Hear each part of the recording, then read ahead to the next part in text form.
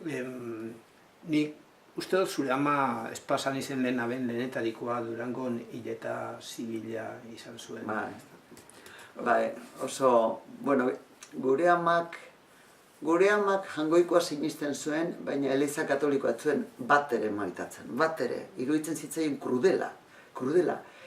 Adibidez, iruditzen zitzaion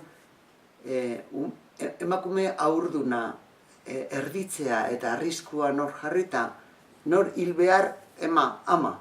Eta holakoak hori txikitandik, hori zinda, hori da. Bueno, gure amak alako Eliza Katolikoaren krudelkeriaz askotan hitz egin ditu, barrutik, etxean gaudela, hortako ez da eskubiderik, eta ez da ere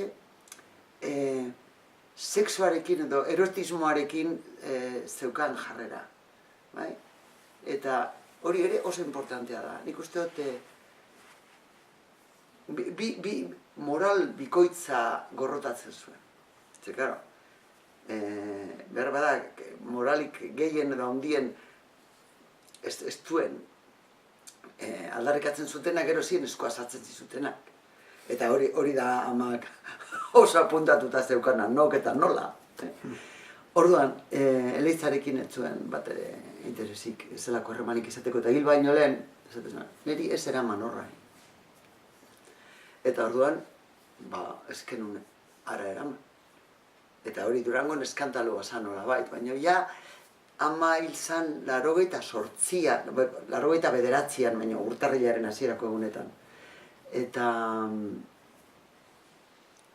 Durangon egin zan, sekulan egin etzan, eta karo, ama lagun jende askok ezagutzen zuen, eta oso eta etxe zabala zeukan, batzarrak egin dira handik, edo zertarako berak eskin egiten zuen zera, eta orduan, egin zana oso, egin zitzaion hileta zan, etxearen aurrean, hau da, kioskoan, eta oso leku publiko ederra.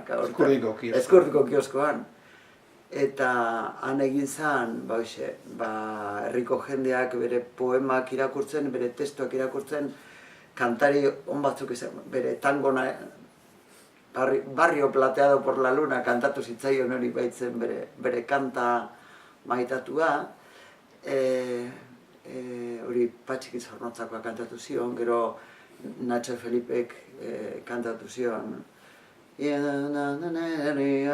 nekatua, gotzen du gire bekatua, baina gauza, nik uste izan zen jende askoren maitasuna erakutsi ditzalan, eta oinez eraman genuen Montorrotetaraino, eta antxe Eleizaren azpitik pasata, ondotik bera, eta azpitik komitiba guztia gindoazenak, baina sartu barik Eleizan. Eta hori, jende askorentzako hori zintzen gauza importantea, behin goz inoiz eskara, menperatuak izan garen leku hortatik pasatuko. Polita izan zen, nik uste dut, jendeak izango da, guretzako ederra izan zen, eta sentitu genuen amari egin zitzaiola merezi eta bere izaerarekin bat zetorren omenaldia. Agur jauna eta nola da, espata dantza, ez.